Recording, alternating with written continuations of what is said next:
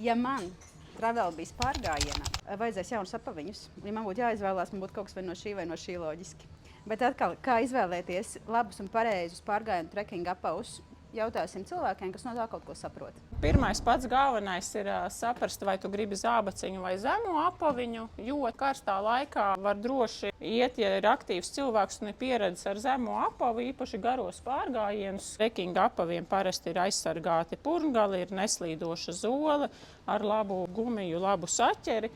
Šim konkrēti ir arī Gore-Tex membrāna, kas pasargā no mitruma. Viegli apaviņi, kas ir bez membrānas, kroseņu tipa, vieglākas kājas, bet nepasargās no mitruma. Bet klasiskam trekkinga apavam es tomēr ieteiktu ņemt ar aizsardzību, kur ir apavs stingri nostrādāts. Ja ir kaut kādas problēmas ar ceļiem, gūžām, locītavām, labāk tomēr iet ir zābaciņos, kas papildus saturēs arī potīti. Līdz ar to ir mazāka problēma to kāju varbūt kaut kur pagriezt. Svarīgi ir nopirkt tā kā par savu ikdienas apavu lielāku izmēru. Jā, un ar to vispār nevajag baidīties. Teiksim, ja ņem zābaciņu, zābaciņam pilnīgi droši priekšā ir jābūt brīvam centimetram. Vislabāk to var pateikt, ja zābaciņam izņem ārā pēdiņu, tu uzliec kāju virsū uz pēdiņus un tu tiešām skaties, lai tev paliek tas centimetrs brīvs priekšā. Tas būs pareizi. Vakarā ir kolosāli, jo tu vari pārvilkt kādas vaļējās sandalītes. Vai ir taisnība, ka sarkanos apavos ejot pārgājienu,